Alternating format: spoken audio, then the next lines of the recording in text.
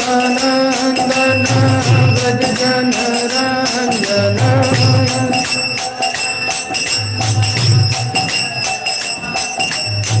यमुना तीरवनचारी यमुना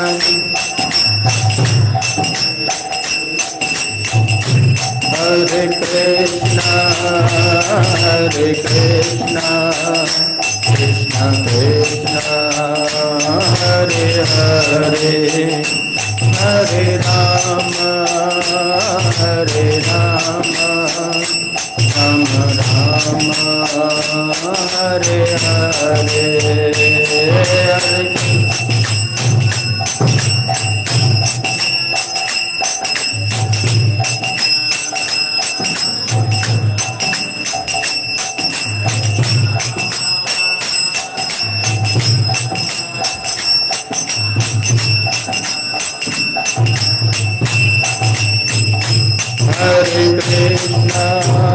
हरे कृष्णा कृष्णा कृष्णा हरे हरे हरे राम राम राम हरे हरे हरे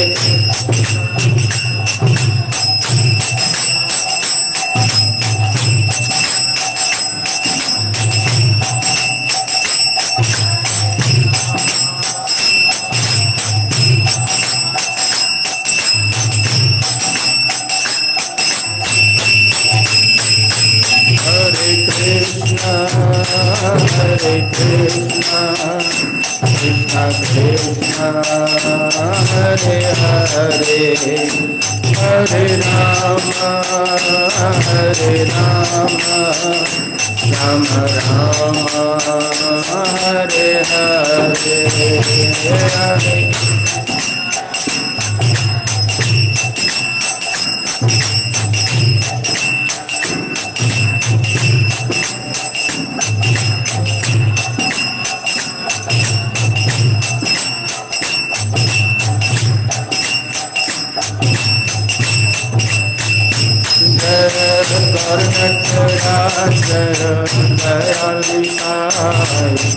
और नटराज दयाल निताय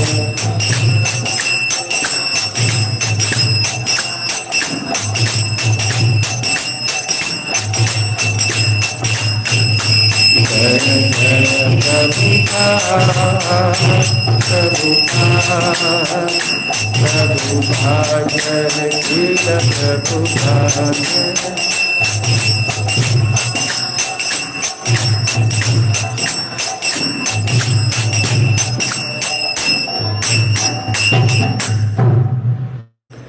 जय ओम विष्णुपाद परमहंस परिव्राजकाचार्य अष्टोत्तर श्री श्रीमद कृष्ण कृपा मूर्ति श्री भक्ति वेदांत स्वामी शिल प्रभुपाद की, इस्कॉन बीबीटी फाउंडर आचार्य शिल प्रभुपाद की। जय ओम विष्णुपाद परमहंस परिव्राजकाचार्य अष्टोत्तर श्री श्रीमद कृष्ण कृपा मूर्ति भक्ति सिद्धांत सरस्वती ठाकुर शिल प्रभुपाद की। संवेद भक्तवंत की जय, संवेद भक्तवंत की जय, संवेद भक्तवंत की जय। श्री श्री गुरु अन गौरांग की जय। ओम नमो भगवते वासुदेवाय।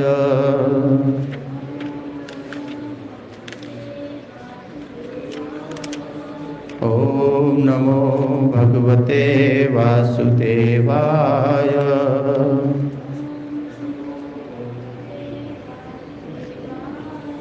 ओम नमो भगवते वासुदेवाय।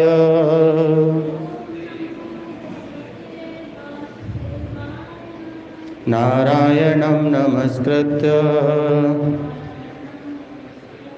नरं चैव नरोत्तमं देवीं सरस्वतीं व्यासं ततो जयामुदीरयेत्। सर्वतां सकथा कृष्ण पुण्यश्रवण कीर्तन पर्यन्तस्थोऽभद्राणि विधुनोति सुहत्सताम्। नष्टप्रायेषु भद्रेषु नित्यं भागवत सेवया भगवते मुत्तम श्लोके भक्तिर्भवति नैष्ठिकी। कृष्णाय वासुदेवाय देवकी नंदनाय च नंदगोपकुमाराय गोविंदाय नमो नमः। हरे कृष्णा। बहुत बहुत स्वागत आज के श्रीमद् भागवतम कक्षा में। और आज हम चर्चा करेंगे दूसरे स्कंद के 7वें अध्याय का 3रा श्लोक। तो पहले श्लोक दोहराते हैं, उसके बाद की चर्चा प्रारंभ करते हैं। यज्ञे जकर्दम ग्रहे दुजवेवहूत्याम् यज्ञे चकर्दम ग्रहे दुजदेवहूत्याम् स्त्रीभिः समं नवभिरात्मगतिं स्वमात्रे ऊचेयात्मसम्मलं गुणसङ्गपङ्कमस्मिन् विधूय कपिलस्य गतिं प्रपेदे। यज्ञे चकर्दं ग्रहीद्विजहेभूत्याम्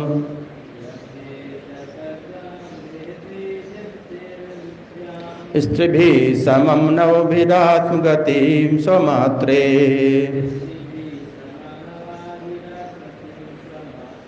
ऊचेयात्मसम्मलं गुणसङ्गपङ्कमस्मिन् विधूय कपिलस्य गतिं प्रपेदे। यज्ञे चकर्दं ग्रहीद्विजदेवहूत्याम्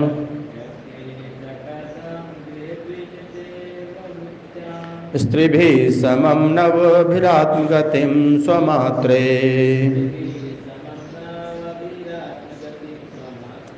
ऊचेयास्मलं गुणसङ्गपङ्कमस्मिन् विधूय कपिलस्य गतिं प्रपेदे।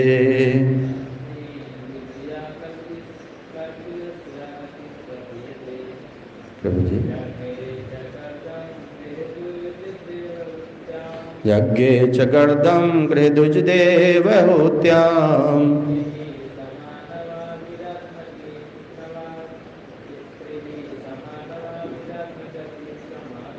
स्त्रीभिः समं नवभिरात्मगतिं स्वमात्रे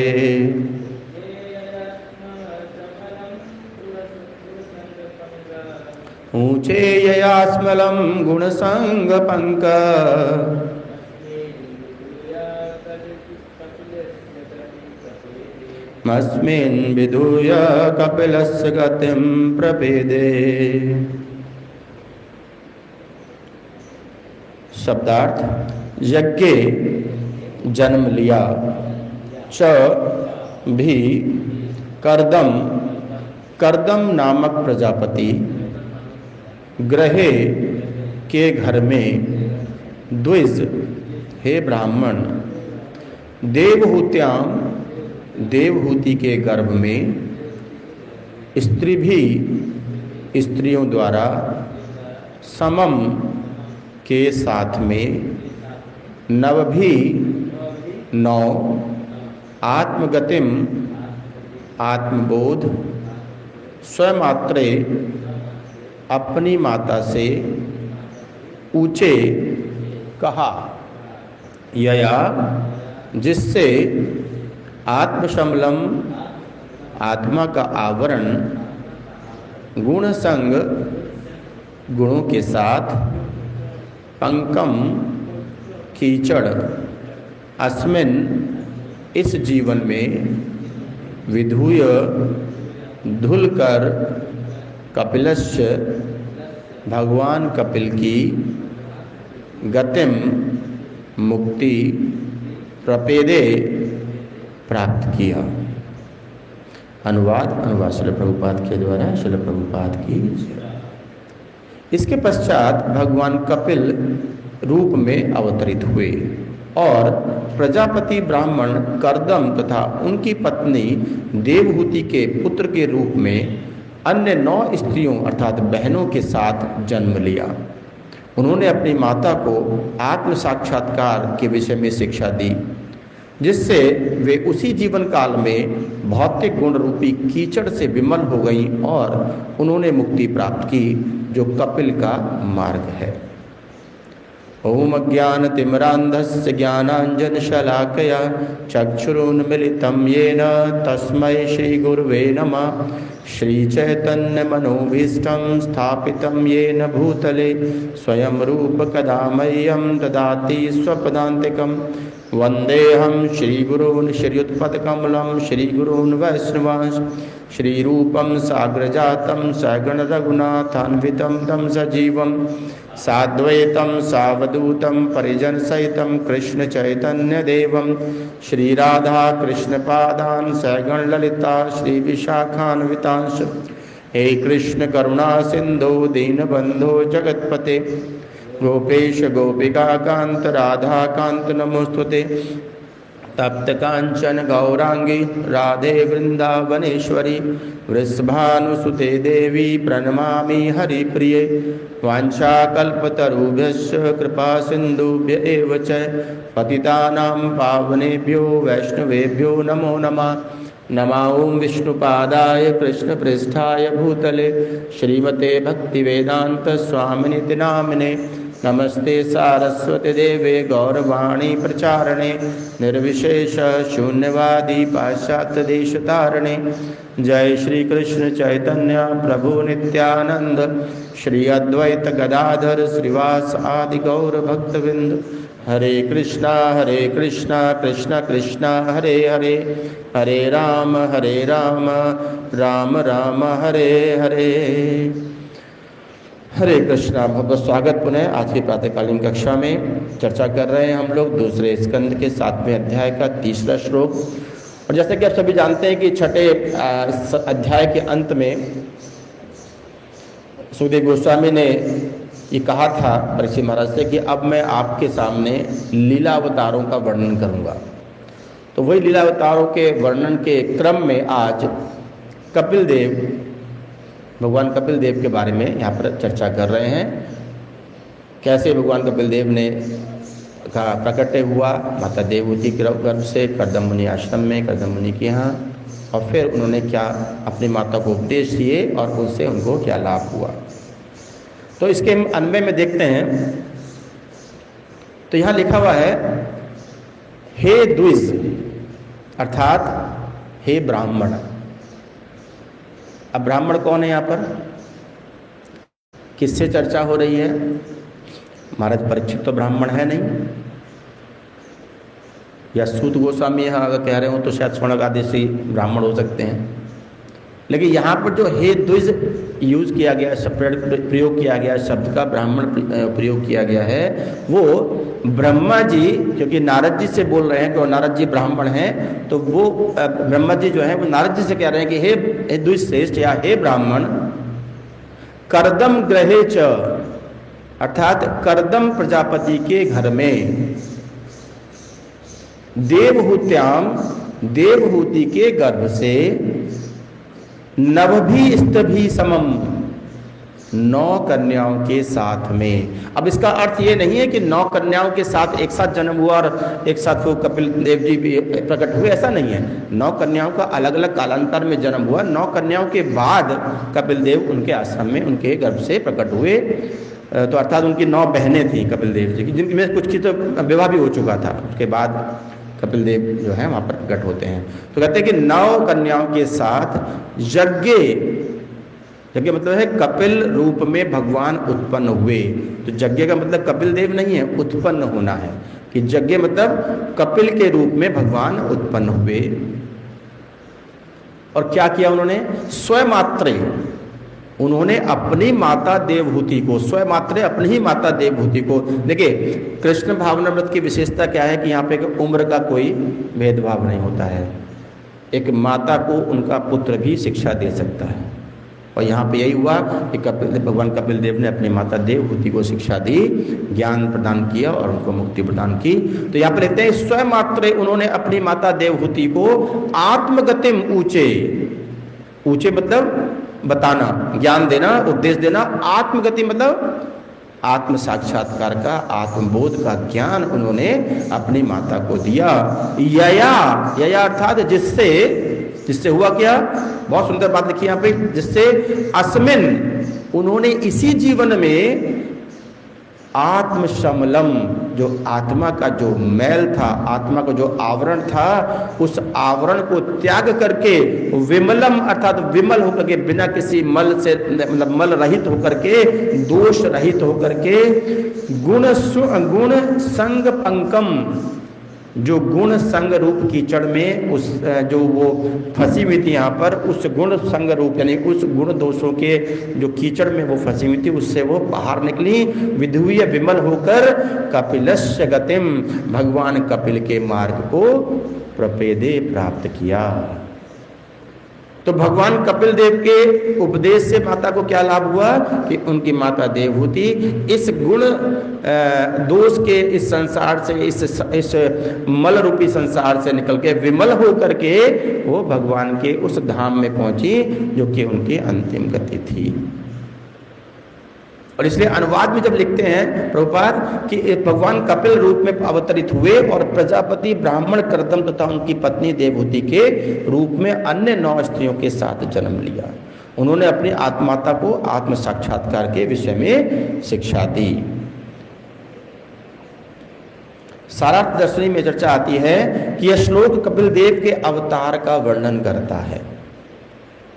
तो हे द्विज अर्थात नारद, उनका यज्ञ अर्थात जन्म देवहूति माता के द्वारा कर्दम मुनि के गृह में समम अर्थात 9 बहनों के सहित हुआ, अर्थात 9 बहनों के बाद हुआ, तथा उन्होंने अपनी माता को आध्यात्मिक ज्ञान की शिक्षा दी, जिसके द्वारा अस्मिन अर्थात इस जगत में वर्तमान जन गुणसंग रूपी पंख जो कि आत्मा को समलम अर्थात मलिन करता है, उससे विधुय अर्थात शुद्ध हुए स्वयं त्रिपाद विभूति के स्थित श्री भगवान के कपिल द्वारा निवासित वैकुंठ लोक को प्राप्त हुई। अर्थात माता देवहूति कहाँ पहुंची?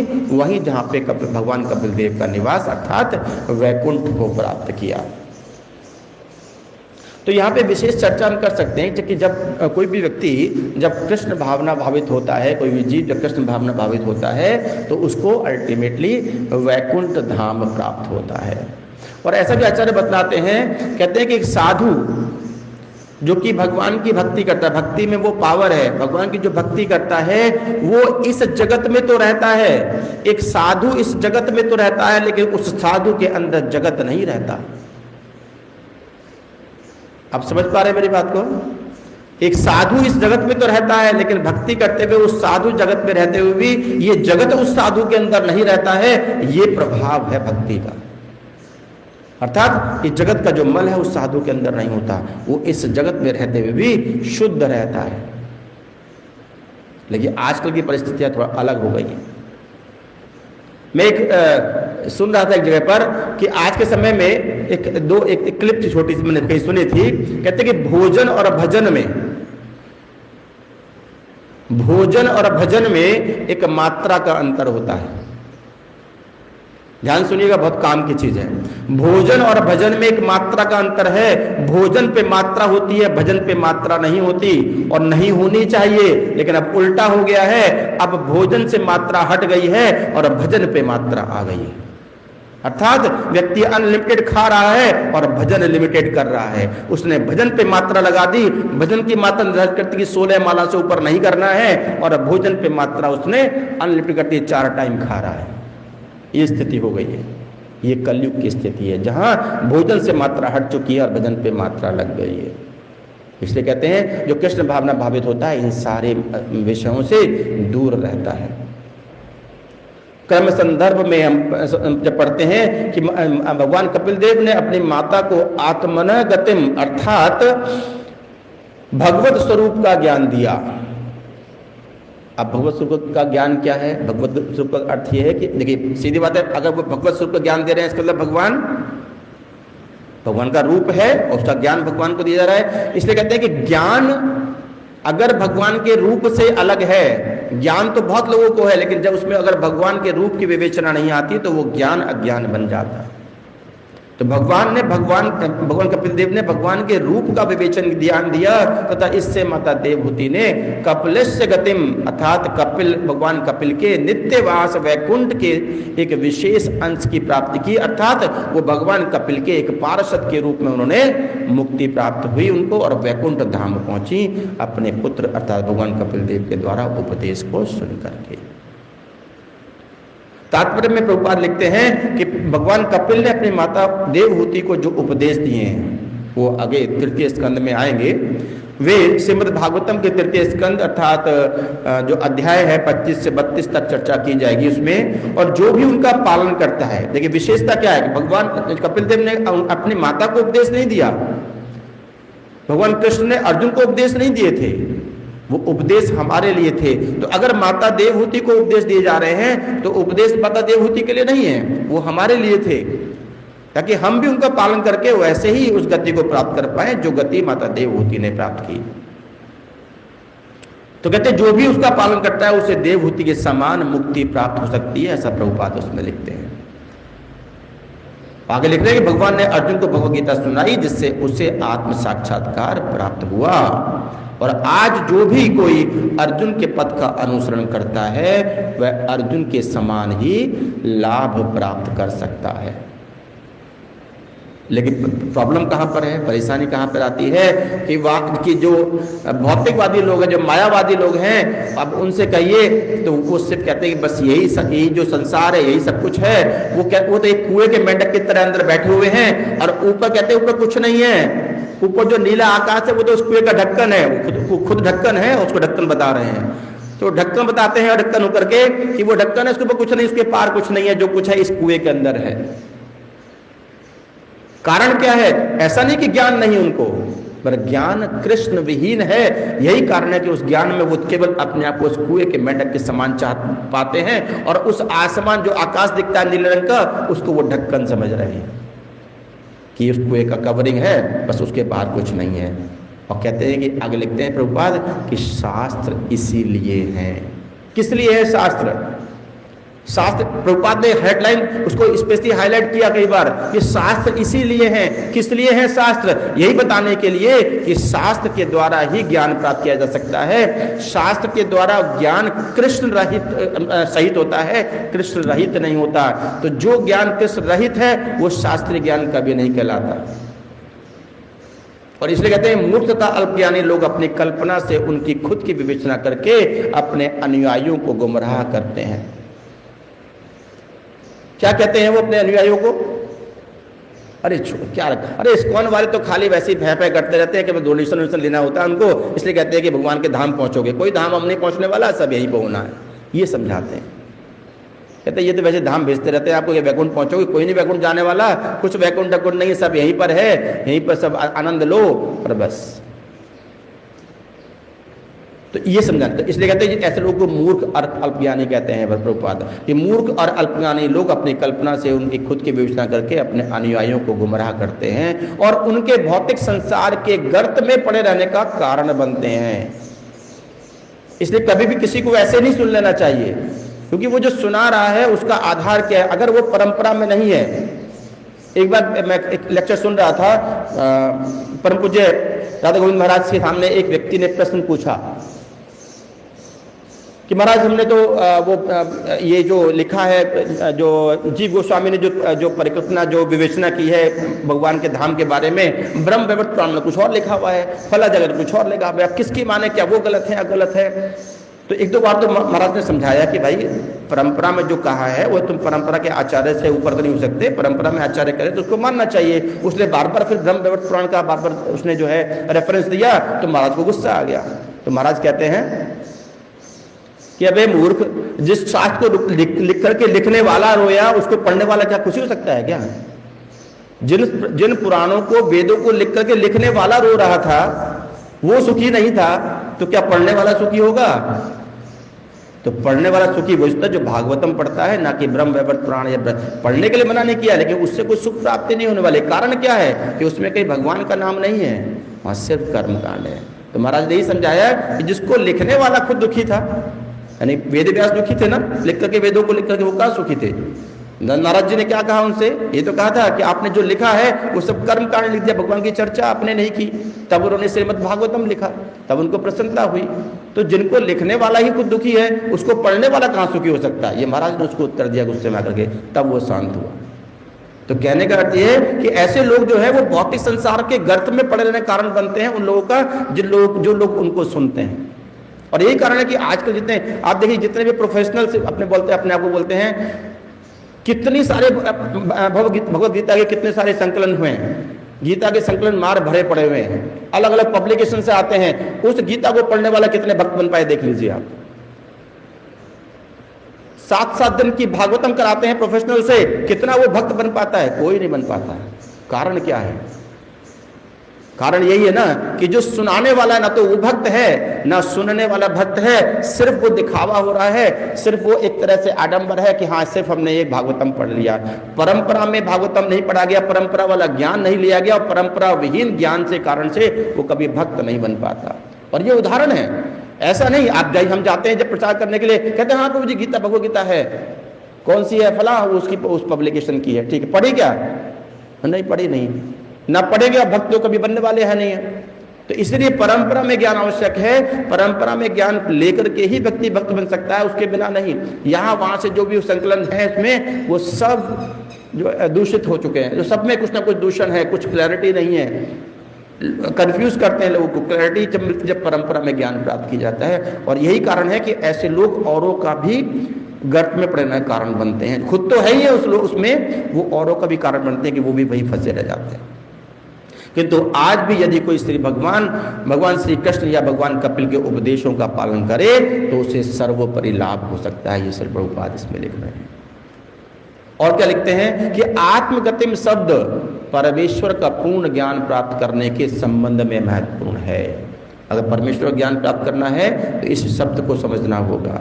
क्या अर्थ है शब्द का? आत्मगतिम, आत्म साक्षात्कार होना, आत्मबोध होना। आत्म साक्षात्कार का अर्थ क्या है कि जब व्यक्ति जब अपने आप को जीव भगवान के अंश के रूप में देखता है, भगवान के दास के रूप में देखता है। मनुष्य को भगवान तथा जीव के केवल गुणात्मक समानता को जान लेने भर से संतुष्ट नहीं होना चाहिए। हम संतुष्ट किस पे होते हैं कि हम तो भगवान के समान हैं, भगवान के गुण भी हमारे अंदर है, हम भी आनंद में रहना चाहते हैं, केवल इससे संतुष्ट हो जाता है। उसे चाहिए कि अपने सीमित ज्ञान से जितना तक संभव हो भगवान के विषय में अधिक से अधिक जानने का प्रयास करे। भगवान को पूरी तरह जान पाना, देखिए कितना स्पष्ट लिख रहे हैं, भगवान को पूरी तरह जान पाना शिव या ब्रह्मा जैसे मुक्त पुरुषों के लिए भी कठिन है। और व्यक्ति अपने आप को कहता है बैठ करके किसी धाम में, किसी व्यासासन पे कि बस मैं तो सबसे बड़ा ज्ञानी हो गया, मैं समझ गया भगवान को। अरे जिन भगवान को शिव ब्रह्मा नहीं समझ पा रहे, क्या वो हम जैसे व्यक्ति को समझ पाएगा क्या? इसलिए जितना अधिक से अधिक भगवान की चर्चा करेंगे, भगवान उतना अधिक से अधिक भगवान अपने आप को रिवील करते हैं, प्रकट करते हैं। तो इसलिए अधिक से अधिक भगवान की चर्चा, भगवान का नाम लेना चाहिए। भगवान को समझने में केवल कितनी देर की देरी है कि कितना हम उनका स्मरण कर पाते हैं। जितना स्मरण करेंगे भगवान उतना ही अपने आप को प्रकट करते हैं। और भगवान, जब शिव जी खुद स्वयं, ब्रह्मा जी तो दिन रात भगवान का नाम जपते हैं, वो नहीं समझ पा रहे हैं भगवान को, तो सोचिए हमारी स्थिति क्या है। और मनुष्य क्या कहता है कि मैं भगवान को जानता हूं, अपने सीमित ज्ञान से वो जानने का प्रयास करता है। तो कहते हैं कि भला उन्हें अन्य देवता या संसार के पुरुष कैसे जान सकते हैं? तो भी महान भक्तों के सिद्धांत तथा शास्त्रों में उपलब्ध आदेशों का पालन करते हुए भगवान के विषय में बहुत कुछ जाना जा सकता है। क्या बोला कि क्या है? बहुत कुछ, सब कुछ नहीं। शास्त्रों से भी सब कुछ भगवान से जानना पॉसिबल नहीं है, क्योंकि भगवान के गुण तो हर पल बदलते रहते हैं, बढ़ते रहते हैं। तो जो शास्त्र लिखा जा चुका उसके बाद तो उसमें और गुण बढ़ गए होंगे, इसलिए पूर्णतः जानना संभव नहीं है। हाँ, भगवान के बारे में बहुत कुछ जाना जा सकता है। भगवान के अवतार महामुनि कपिल ने अपनी माता को भगवान के व्यक्तिगत स्वरूप में के विषय में पूरी तरह उपदेश दिया, जिससे उन्हें भगवान के व्यक्तिगत रूप का साक्षात्कार हो सका और वे वैकुंठ लोक में स्थान प्राप्त कर सकी, जहां पर भगवान कपिल का आधिपत्य है। देखिए एक विशेष बात देखिए, माता देवहूति किसकी पत्नी थी? कर्दम मुनि की। कर्दम मुनि के आश्रम में खूब भक्ति होती थी, और भगवान कपिल के होने के बाद भी उनके सामने, खुद तो बचपन में रहे होंगे कपिल, जब भगवान कपिल देव बड़े हुए तब उन्होंने ज्ञान दिया होगा, युवावस्था में उतने तक भी भगवान सामने थे। भगवान के दर्शन होने के बाद भी उन्हें मुक्ति प्राप्त नहीं हुई। इसका मतलब क्या होता है कि केवल दर्शन मात्र से भी मुक्ति प्राप्त नहीं होनी है, दर्शन करने के बाद भी उनके उपदेश का पालन करने के बाद मुक्ति प्राप्त होगी, उससे पहले नहीं होने वाली। दर्शन होना भी उतना लाभकारी नहीं है जब तक कि उनके आदेशों का पालन ना किया जाए। तो जब भगवान कपिल ने उनको उपदेश दिया और माता देवहूति ने उसका पालन किया, तब उनको मुक्ति प्राप्त हुई। केवल दर्शन मात्र से भी उनको मुक्ति प्राप्त नहीं हुई थी। क्या उनके पास सारी व्यवस्था नहीं थी, सारा माहौल पूरा उनका वातावरण भक्ति में नहीं था? लेकिन फिर भी मुक्ति नहीं हुई जब तक भगवान के द्वारा दिए उपदेशों का उन्होंने पालन नहीं किया। तो इसलिए कहते हैं कि जहां पर भगवान कपिल का आधिपत्य है, उनको वहां वो वैकुंठ धाम प्राप्त हुआ, और भगवान के प्रत्येक अवतार का परव्योम में अपना अपना धाम होता है। अतः भगवान कपिल का भी अपना एक पृथक वैकुंठ धाम है, वैकुंठ ग्रह है, जहां पर माता देवहूति को स्थान मिला। आध्यात्मिक आकाश शून्य नहीं है। जो कहते हैं ना वो ढक्कन लगा हुआ ऊपर, वो ढक्कन जो है, ढक्कन ही बोलते हैं उसको, कहते हैं आध्यात्मिक आकाश शून्य नहीं है। इसमें अनेक वैकुंठ ग्रह है और प्रत्येक में भगवान तथा अपने असंख्य विस्तारों के द्वारा शासन करते हैं, और वहां रहने वाले शुद्ध भक्त भी भगवान तथा उनके पार्षदों के समान जीवन यापन करते हैं। वहां बिल्कुल समानता है, वहां भगवान और पार्षदों में कोई विषमता नहीं है। भगवान की तरह वहां पार्षद भी पूरे उस अपुलेंस में रहते हैं। केवल एक अंतर है कि भगवान स्वामी और वो दास के रूप रहते हैं, बाकी और कोई विषमता नहीं है। वहां पर सब आनंद में रहते हैं। तो जब कहते हैं जब भगवान स्वयं या अपने पूर्ण अंश के रूप में अवतरित होते हैं, तो इन अवतारों को अंश, कला, गुण, युग तथा मनवंतर कहा जाता है। तो अंशावतार होते हैं, कला अवतार होते हैं, गुणावतार होते हैं, युगा अवतार होते हैं, मनवंतर में अवतार होते हैं। भगवान के अलग अलग टाइम में अपने से अवतार कहा जाता है। और जब भगवान के आदेश से उनका कोई पार्षद अवतार लेता है, जब कोई पार्षद अवतार लेता है, तो ऐसे अवतार को शक्त्यावेश अवतार कहा जाता है। वो कुछ शक्तियां लेकर के आता है। वो शक्तियां कौन सी हैं? वो शक्तियां भगवान के ज्ञान की शक्तियां हैं, जिन ज्ञान की शक्तियों को वो यहां पर देने आते हैं हम जैसे बद्ध जीवों को। किंतु प्रत्येक दशा में इन सभी अवतारों की पुष्टि प्रामाणिक शास्त्रों के निर्विवाद कथनों द्वारा की जाती है, न कि खुद के स्वार्थ से प्रेरित होकर अपने विज्ञापन करने वाले किसी कल्पना से। उपयुक्त दोनों प्रकार के सभी अवतार पूर्ण भगवान को ही परम सत्य घोषित करते हैं। अब यहाँ पर ऐसा नहीं है कि जो सत्यावेश अवतार में व्यक्ति यहाँ पर आ रहा है, या प्रभुपाद यहाँ पर थे, प्रभुपाद ने कहा ये कहा हो कि मैं ही भगवान हूं, बिल्कुल नहीं। प्रभुपाद ने भगवान का नाम बताया कि भगवान ये है और इनकी सेवा करनी चाहिए। कृष्ण भगवान है, सबने जितने भी अवतार भी आए तो उन्होंने कृष्ण को भगवान घोषित किया, अपने को नहीं किया। परम सत्य की निर्देशित अवधारणा भगवान के उस स्वरूप का निषेध मात्र है जो परम सत्य की सांसारिक धारणा से उत्पन्न है। जीवात्मा अपनी वैधानिक स्थिति से ही आध्यात्मिक रूप से भगवान के ऐसे गुण वाले होते हैं, और दोनों के बीच जो अंतर है वह इतना ही है कि भगवान भौतिक गुणों, प्राकृतिक गुणों से दूषित हुए बिना सदैव सर्वोपरि एवं विशुद्ध रहते हैं, जबकि जीवात्मा सत, रम, रज और तमोगुण से प्रभावित रहती है। वो इस गुणों के संग में कारण कलुषित होने के पात्र होते हैं, जबकि भगवान बिल्कुल उससे दूर रहते हैं। तो तीनों गुणों से उत्पन्न यह दूषण ज्ञान त्याग तथा भक्ति में सेवा के द्वारा पूर्ण रूप से धोया जा सकता है। जैसे मैंने प्रारंभ में कहा कि एक भक्त, एक साधु इस जगत में रहते हुए भी इस जगत से मुक्त होता है, अर्थात साधु जगत में होते हुए जगत साधु में नहीं होता। ये इसलिए ये कारण है क्योंकि वो भक्ति करता है, भगवान के साथ अपना संबंध जोड़ता है। जीवन का अंतिम लक्ष्य भगवत भक्ति है। अब ये बड़ा इंटरेस्टिंग शब्द है, ये जो अंतिम लक्ष्य है। अक्सर लोग कहते हैं ना जीवन का अंतिम गति क्या है, अंतिम लक्ष्य क्या है, भगवान की भक्ति। अरे तो अंतिम लक्ष्य अंतिम समय में तो ना प्राप्त करने का प्रयास करना है भाई। उस अंतिम लक्ष्य को प्राप्त करने के लिए शुरू से प्रयास करना पड़ेगा, लेकिन वो सोचते हैं तो अंतिम लक्ष्य है, अंत में शुरुआत करेंगे। तो लोग बुढ़ापे में शुरुआत करते हैं उस अंतिम लक्ष्य को प्राप्त करने की, और वो प्राप्त नहीं हो पाता। तो अंतिम लक्ष्य का अर्थ ये नहीं कि अंतिम समय में शुरू करना है उसको प्राप्त करने की प्रक्रिया। उस अंतिम लक्ष्य को प्राप्त करने की प्रक्रिया पहले दिन से प्रारंभ करनी चाहिए, तभी भगवत भक्ति प्राप्त होती है। और अतः जो सीधे ही भगवान की भक्ति में सेवा में लगे हैं वे आत्मज्ञान को प्राप्त करते हैं। अच्छा, एक विशेष बात और मैंने सुनी थी कि जो कहते हैं कि दिव्य प्रेमा भक्ति, प्रेमा भक्ति का अर्थ क्या है। साधन भक्ति में क्या हुआ कि व्यक्ति प्रयास कर रहा है, और जब वो हर प्रयास को भगवान के साथ जोड़ता है और भगवान को हर चीज में भगवान देखना प्रारंभ कर देता है, तो उसी को दिव्य प्रेमा भक्ति कहते हैं। और कोई विशेष चीज नहीं है दिव्य प्रेम, ये विशेषता क्या है कि वो हर चीज में, हर वस्तु में से भगवान का स्मरण करता है, भगवान का दर्शन प्राप्त करता है, और इसी जगत में रहते हुए करता है। उसी को कहते हैं प्रेमा भक्ति। और साथ ही साथ उस सांसारिकता की विरक्ति से भी प्राप्त कर लेते हैं। इसी तरह पूर्ण रूप मुक्त होकर भगवान के धाम को जाते हैं। जैसे भगवद गीता में कहा गया 4थे अध्याय में, माम च यो व्यभिचारेण भक्ति योगेन सेवते सगुणान समतीत्य ब्रह्म भूयाय कल्पते। कि जीवात्मा अमुक्त अवस्था में भी भगवान श्री कृष्ण या उनके विस्तार रूप राम तथा नरसिंह की दिव्य प्रेम भई सेवा कर सकता है। इस प्रकार दिव्य भक्तिमय सेवा की वृद्धि द्वारा भक्त क्रमशः धीरे धीरे ब्रह्म गतिम या आत्मगतिम की ओर अग्रसर होता है। तो ये प्रोसेस स्लो है, ये प्रोसेस ऐसा नहीं कि एकदम फास्ट मिल गया कि अंतिम समय में जब 2-4 साल जीवन के पता नहीं कितना समय हमारा रह गया है, लेकिन सोचता है कि अब मेरा समय अब आखिर आ गया, बुढ़ापा आ गया, 70 साल की उम्र हो गई, 80 साल की हो गई, अब मैं कोई ना चलने फिरने रहा, चलो अब माला पकड़ लेता हूँ पड़े पड़े बिस्तर पे, वो तब सोचता है। वो नहीं करना है। भगवत भक्ति की निजर्मीकरण शक्ति इतनी अधिक होती है कि वह भक्त के वर्तमान जीवन के भौतिक संदूषण को भी निष्प्रभावित कर सकती है। पूर्ण मुक्ति के लिए भक्त को अगले जन्म की प्रतीक्षा नहीं करनी पड़ती। तो हमें कोई प्रतीक्षा करनी पड़ेगी कि अगला जन्म मिलेगा तब कुछ करेंगे, या उसकी प्रतीक्षा कि हमें अगले जन्म लेना पड़ेगा। अगर भक्ति पूर्ण इसी जीवन में कर ले तो अगले जन्म प्रतीक्षा हमें नहीं पड़ेगी। निश्चित रूप से इसी जन्म में हमें वो धाम भक्ति प्राप्त हो सकती है।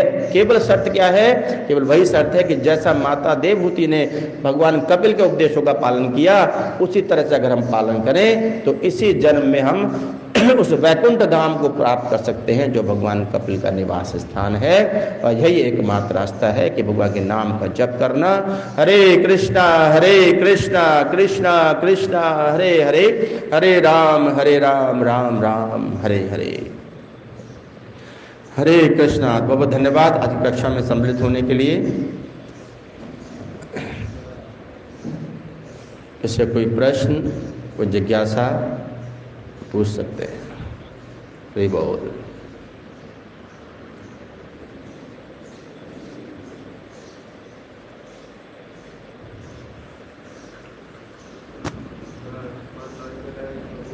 Yeah.